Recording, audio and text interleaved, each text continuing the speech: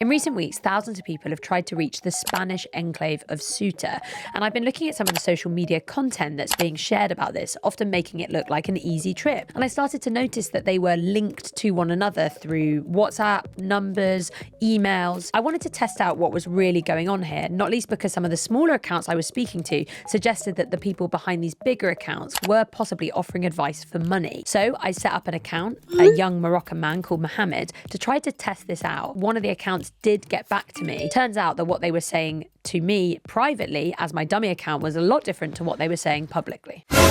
Just to remind people, as many as 78,000 migrants arrived in Ceuta from Morocco within hours. This happened right at the end of July, and it's estimated that there were at least 100 deaths. Now, quite a few of the posts about Ceuta posted on social media in the build-up to lots of people trying to head to the enclave mentioned or focused on or referenced this court ruling that concluded that essentially people who reach Ceuta, the enclave, by water can't be returned until there's a judicial review. But what we know is that in the vast majority of cases, if you're an economic migrant, that judicial review is going to find that you can't stay there. You're not going to be granted refugee status.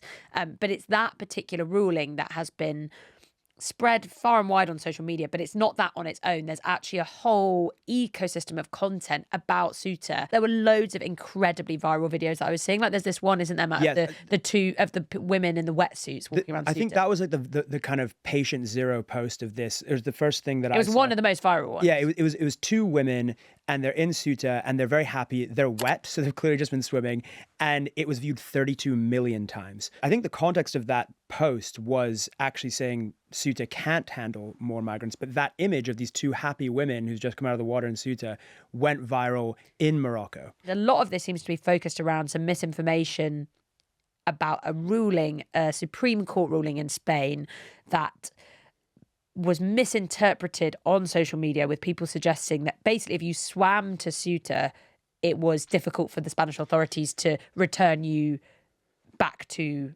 Moroccan mainland, and therefore you would be able to stay there and live there as a refugee or so on and so forth. There's been a lot of chatter, hasn't there, Matt, about like what's gone on here, and a lot of conspiratorial content, really. Yeah, so I mean, you've done some great investigative work into the accounts that kind of led people there. But before we get into that, the effect that this event had on social media in a number of different ways was huge. So on the right, you had people like Tommy Robinson saying that Ceuta has been turned into a third world city in 48 hours. Musk referred to this as an invasion. Nigel Farage kind of brought up again his famous breaking point poster of lots of non-white refugees pouring into the UK. At the same time, on the left, instantly we saw conspiracies that this was potentially coordinated by the Moroccan government on behalf of the US and Israel as kind of revenge for Spain's criticism of Israel and how they conducted themselves in Gaza. And so both of those narratives kind of dominated social media. What actually was behind this? So there are lots of journalists who have been discussing the role that social media played in what happened here. We've seen reporting from the ground which suggests that people who arrived in Ceuta specifically said that they'd seen posts on social media that contributed to them deciding to head there. But what we've not seen, and what's different about what we're doing here on Top Comment, is trying to actually get to the bottom of, hang on a second, like which exact post, what accounts, and what really is behind all of this, who is behind it. And so I started to look at lots of the accounts and profiles that were sharing this kind of content. And I think quite a good way of describing it is almost like mirage content. So this idea that the posts are advertising Ceuta in a way that's possibly misleading. Like, oh, you can just, swim over to Ceuta, there you go, easy. There's also lots of content showing people once they get there, like out and about, sitting in the streets, making it look, idyllic's maybe a little bit strong, but just making it look very appealing and attractive. And we know that, lots of people have lost their lives making that crossing. So the idea that it's a really straightforward swim is not true. What are the accounts that are posting this mirage content? So when you look at these profiles, a lot of them are, they'll have the Spanish flag as their profile picture. They'll often have like the calling code for like Morocco, and then they'll do an arrow and have the calling code for Spain. So it's like they are... It's like a code. Yeah, it's like a code, and ultimately they are advertising the merits of going to Ceuta. Like these kind of aspirational stories of, oh, this person managed to make it to Ceuta. But presumably this kind of pro-migration content, this mirage content has been going on for a while. What's behind this recent influx? Yeah, so we know that everything surrounding Ceuta, people trying to travel there, is not entirely new. And a lot of these accounts predate what's happening right now. But I think what's crucial here, and this is what I've been investigating, is that actually what might seem like an eclectic mix of content that's just coming from creators, profiles that want to post about Ceuta, is actually, it seems, a little bit more organized and a little bit more sinister than you might think. So what I started to notice when I was looking into these videos, like the most viral ones, the most recent ones, is that a lot of the accounts had really similar names. It wasn't just that they had the Spanish flag or similar captions, they were like essentially called the same thing. So they were called Haraga Ceuta. And Haraga in Arabic seems to have this dual meaning. So it essentially means burner, but in Maghrebian Arabic, which is the kind of Arabic that they would speak in Morocco, it's a word that's often used in relation to immigration, migration, this idea that you travel somewhere and then you burn all your papers so that you're able to kind of like arrive there, set up a new life. Yeah, exactly. And obviously burner also means, in like our social media world, like burner account, right? Like it's an account that you set up and then you might remove it, or it has a particular purpose. Usually burner accounts aren't done in your like own name. They have a different identity. And also usually the kind of account you set up when you're doing something dodgy. Yeah, exactly. And you don't necessarily want people to know that who you are and why you're running that account and what you're up to. And so when I started to look at these accounts, I realized that there were dozens, we're getting up to like 40 accounts on Instagram. Some of them had tens of thousands of followers and were getting tens of thousands of views. Some of them are smaller. So I messaged quite a few of these accounts on my profile. So my BBC profile, which obviously I make really clear that I'm a journalist. I investigate social media at the BBC. And I just wanted to ask them some questions about their accounts and what they were doing. What was interesting is several of the smaller accounts I was talking to said to me, look, these bigger accounts are essentially run by people that will offer you assistance to cross to Ceuta, to get to Ceuta. And so then I was like, oh, hold on a second. So a lot of this viral content is actually not just mirage content trying to make it look appealing. It's actually also almost like an advert for a service, right? So you're suspecting that there might be some kind of coordinated thing going on behind all this content. Were there any other clues as to who might be behind it? Yeah, so the other thing I started to notice is that several of the profiles, not all of them, but like kind of clusters of them, seem to be connected to each other. So not only would they be frequently interacting with each other's content, resharing it, that they all follow each other, but also they would have WhatsApp numbers or email addresses connected to those profiles that were the same on several profiles. So it wasn't like they were completely unique. They actually took me to the same place. So I'd be like messaging one account and it would say, all right, this is how you contact it. Often set up almost like a business profile on Instagram. And then you'd go to message it and then it would take you to like the same WhatsApp number that another profile would take you.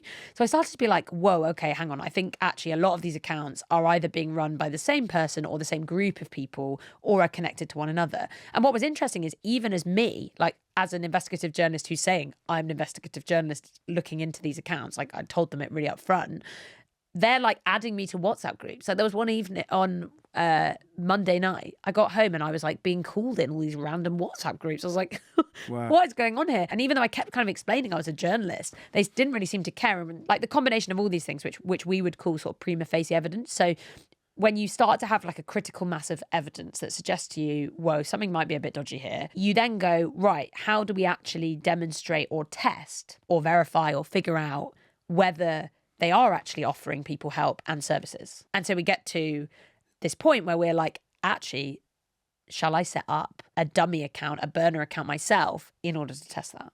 So this would be you pretending to be a want-to-be migrant from Morocco. Exactly. And I mean, this is the same across, and you know this really well, but it's the same across any investigative journalism, particularly with regards to like social media and dummy accounts and all that kind of stuff. The public interest obviously has to trump and be higher than the level of deception. And I think what's really crucial to also understand here is that a lot of these accounts are posting about people trying to cross to Ceuta again this weekend. Mm-hmm. So you've got a kind of imminent like, whoa, hang on a second, more people might possibly lose their lives, drown. And these accounts are actively still posting. They're still getting tens of thousands of views in lots of cases.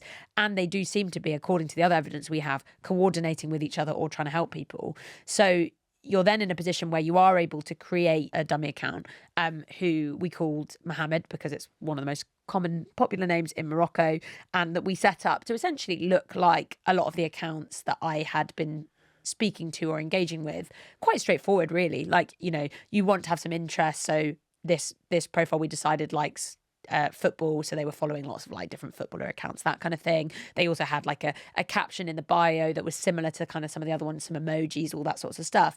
And then went and followed a lot of these Haraga Ceuta accounts so that I could message them. You've already got the kind of prima facie evidence that there's something coordinated going on here.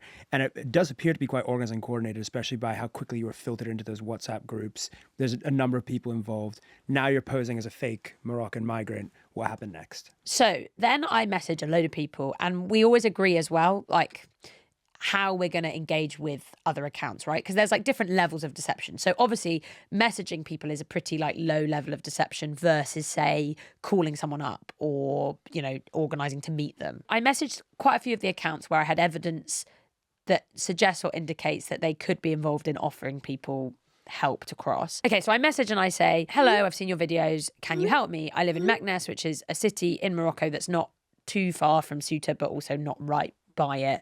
And it's not a particularly affluent area of the country. And I say, and I want to cross into Ceuta this Saturday to start a new life in Spain. So I sent that similar message to a lot of different accounts. And at first it was quite quiet. I was like, oh, no one's replying. I wonder if they're going to reply to me. Because on my journalistic account, obviously people had replied to me like really quite quickly. Also because I have a verified account. This is a new account. It's private, so people can't see my posts. Then late last night, I'm on my way home and I get a message. And the message is from one of the, I'd say, medium to bigger sized accounts. So it's got nearly 20,000 followers. And this profile gets back and basically says, what do you want me to help you with? So then I go back, and we'd agreed a kind of like a little bit of a pathway, you'd call it. Generally what you're doing is just asking like really straightforward questions because you just want facts, and you want facts that are in the public interest to get out of this person. So specifically like, what are you offering? How much does it cost? That sort of stuff. So I say, can I pay you for help getting to Ceuta? And do you know of any other Instagram accounts that can help me? Then the account comes back and said, yes, 5,000 dirhams up front. 5,000 Moroccan dirham is the equivalent to 400 British pounds. They suggest doing it through something called Cash Plus. And then they say, I'll give you information that will help you enter Ceuta. And I say, okay, I can do that. How can I get this information? And have you helped other people cross before? And he says, yes, many people, to the question of, have you helped other people cross before? And then I say, okay, well, how will I get this information? What kind of information is it? I want to reach Ceuta safely. And then he starts talking to me about the sewer pipes. He says, through the sewer pipe. So we do know that there have been examples of where migrants have been found often in sewer pipes or trying to kind of half cross to Ceuta, not by swimming, but by going through the system of... A sewer pipe from the mainland? Yeah. Wow. And I mean, as you can imagine, not the safest thing to do. No. And I then said, so are there lots of Instagram accounts that help like this? I've noticed there are a lot of them. Obviously, my account was following lots of them. And then I said, will I get a refund if this doesn't work? How can I send you the money? And they got back to me saying yes to that question of there's a lot of accounts that will help you. And then they said via bank account. They didn't mention any refund or that I could get my money back. And then I said, thank you. And could you help me this weekend? Is August the 15th the best day? To which they just came back and said yes. And then I went back again and said, what are your bank account details? And I haven't heard from the profile since. But what's really interesting is this same profile is one of the ones that responded to me when I first started messaging. And when I messaged this account originally, they said to me, okay, yeah, I'll answer your question. So I sent through a list. When you were messaging as a journalist? This is as a journalist, as myself, a few days ago, when I messaged and asked the questions to them. And I said, like, can you tell me a bit more about your account? Why are you posting this profile? Are you helping people? All that kinds of stuff. Their response was, I do not encourage immigration to Ceuta. Wow. But so you completely caught him out there. Yeah, but that is exactly what he's doing. And what's interesting is, this is one of the profiles that connects back to this kind of network of email addresses, WhatsApps, different profiles that are all very similar and or appear to be working together, or at least are aligned in what they're doing. And the fact that this same account I had messaged only a couple of days before, and then they responded so readily to the burner suggests to me that, it's not like they're only messaging me and the fake account, right? They're messaging like loads of different people, or why would they respond to me so readily offering their services in that way? That's incredible. Okay, so this migrant crisis happened. The internet is chewing it over, making all sorts of conclusions. You've uncovered that there's this huge wave of content from Morocco that's painting migrating through Ceuta as this appealing thing. First, you contacted the accounts behind it, and they seemed to be kind of coordinated. You then went undercover, and you actually got invited by one of these accounts to pay them to smuggle you to Ceuta through a sewer. Yeah, exactly that. And the thing that's, I think, important for people to understand is a lot of this content that these profiles are posting is super viral, right? You could just be a young person in Morocco who's being recommended this on your Instagram feed. And we know from a lot of the reporting on the ground that various people who arrived in Ceuta and who did make the crossing said that they specifically saw this kind of content and or the misinformation about the ruling that we mentioned in Spain in the Supreme Court, and that played an active part in them deciding to travel. So essentially you've got this world where it's not just that people are like themselves going and seeking out these profiles, but that this content is actively amplified by the algorithms on Instagram, and that content becomes the gateway to connecting with people who can then offer you these services, which ultimately probably put you at risk and or scam you essentially, because you are going to pay a whole lot of money for something that may or may not work and may actually kill you. End up, yeah. By the way, this is not just the Ceuta crisis. People smuggling networks all across Europe use this. The Albanian mafia use social media too. So this is a huge issue. And what you've uncovered here is essentially like a huge organized crime network that is tricking people through this illusion, this mirage content, as you're calling it, on social media, to pay them money to do something that could end in them dying and drowning. Yeah, and I think there's a lot of misconceptions. And definitely doesn't work, by the way, because remember, none of these people appear to have made it to mainland Europe. I think that one of the things that has really struck me about all of this is how easy it is really to set up an Instagram account like this, to post this kind of content. And this is not my dummy account, but rather the profiles we're talking about that seem to be part of this kind of interconnected network. How easy it is for them to grow their reach, to post this stuff. And like, we're not saying that this is like the mafia in Morocco. These could actually just be someone who's like, great, this is a way of me making money out of people who are possibly like quite vulnerable, who really, really want a better life and have decided they want to travel, and I'm going to kind of exploit that essentially. And I can make quite a significant amount of money, right? Like if that same account that replied to me is getting 10, 20, 30 messages a day, they're making thousands of pounds in theory. And I think that sometimes there's this I think there's loads of misconceptions about the role that social media plays in migrant crises in general. I think in particular, like lots of people think of it as like, oh, all this stuff happens on the dark web or in hidden places or in like, the dark corners of like, you have to be on this app or in this place. Actually, this is happening like what we would maybe consider like in plain sight, right? It's just happening on Instagram. And what's really interesting is a lot of these profiles include this caveat at the top of their profile, a bit like, when people used to post on Twitter, like, retweets are not my views or whatever, or like, or views my own, not my organization's, that kind of thing. They'll have little captions that are like, this account does not incite migration to Ceuta, as though that is a sort of like get out that then Instagram, and to be honest, like in theory it's working because their content's still being recommended by the algorithms and Instagram is allowing these profiles to exist, which I very quickly came to realize did not quite seem right or seem to be this is the bigger story here, right? Is arguably what you've uncovered demonstrates that these social media companies could be, to some degree, some might say, responsible for a crisis that ended in 100 people dying and 80,000 people almost trying to get to Europe. I mean, like, if something happened like that in the UK or in the US, where these companies are based, 100 people dying because of a kind of almost like a mass mirage created on social media, surely people would be furious at the social media companies behind it. Yeah, and like understandably, there has been a lot of scrutiny of the authorities, whether that's in Morocco or whether that's people looking at kind of like Spanish politicians and the government there, or whether it's people, wanting to hold accountable the individuals trying to cross, or individuals encouraging, all this kind of stuff. But what often is lost in that conversation, and what I've really thought, is that a lot of the discussion about social media is quite sort of like nebulous. Everyone will be like, oh, I think social media played a part here. There was a bit of misinformation about something, and maybe it played, but there's no accountability. Like, the companies don't seem to have to answer any difficult questions. We do know that the European Commission have been in conversation with Meta and with TikTok, and there's been an agreement that they will look to sort of ad hoc fact check misinfo about Ceuta in the wake of what's just happened.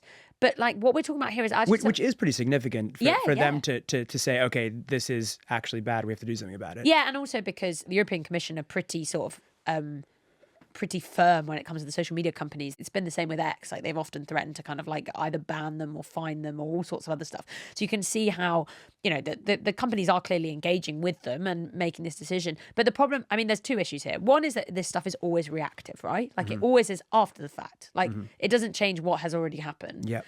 And the second thing is that, okay, yeah, bung some fact check labels on these posts, sure, maybe that will make a difference to a small number of people that might see those posts. And, it's not necessarily a bad thing to do that, but it doesn't resolve the issue of a whole group of accounts that are basically able to game the algorithms, draw people into their content, message them on Instagram's own platform. Like, it's not even like, I mean, in some cases, I have been going over to WhatsApp, which is also owned by Meta. Yeah. But in lots of cases, like, this is happening on Instagram DM. Like, this is just happening. And I know, okay, fine, that's not happening in plain sight. It's not happening in the comments. But it doesn't take a genius to work out that there's clearly something like slightly dodgy going on here, not least because the accounts are all not in their real name, not real identities, posting this kind of stuff. And okay, they could argue that they don't necessarily have grounds to remove these profiles or to take them down because their public-facing content is not violating any policies, but they don't have to be actively recommending this stuff. And if they weren't actively recommending it, then these people probably wouldn't be doing what they're doing in quite the same way, because they wouldn't be able to draw people like my dummy account into speaking to them, and they wouldn't be able to make as much money. I think this story, it's the perfect story, because it's the same type of story we come to again and again on this podcast. It perfectly encapsulates the dangers of social media. We often talk about there's two kinds of stories we do on Top Comment. One is the kind of story where something that happens on social media bleeds into the real world, where the unreality of social media causes a real world event. In this case, like in so many cases, it's a mirage, a lie that exists only in the world of fake social media that leads to a huge tragedy that ends in 100 people dying. But the other kind of story that we often talk about is stories where social media, or something that happens in the real world, is distorted through social media. And this is that story too, because the second act of this story of the Ceuta crisis is how it has been chewed over by people on social media who've used it to play into this idea that this is an intentional invasion of Europe by migrants. And it's not just political accounts that are posting this stuff.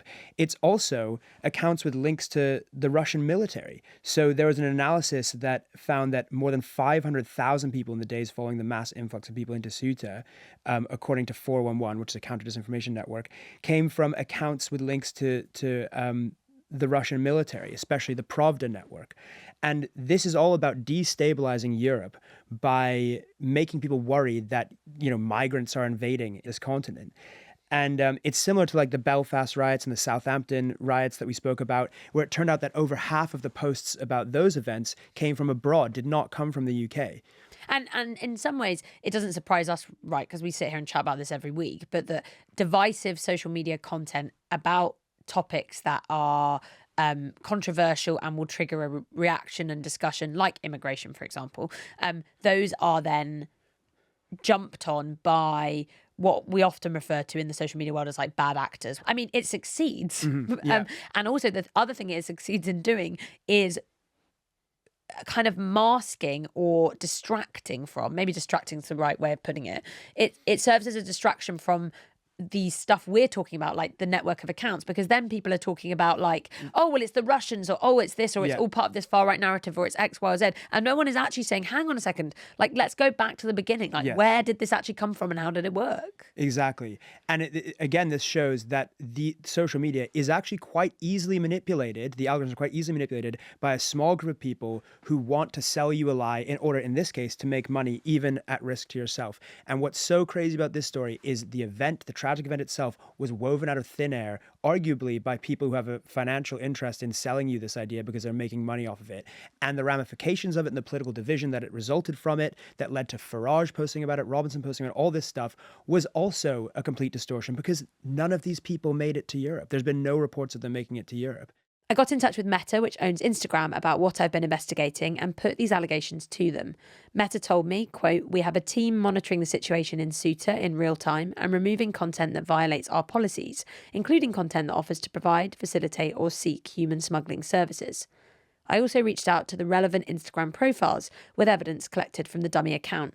Several of them are no longer on Instagram, and at least one appears to have removed specific messages shared with the BBC.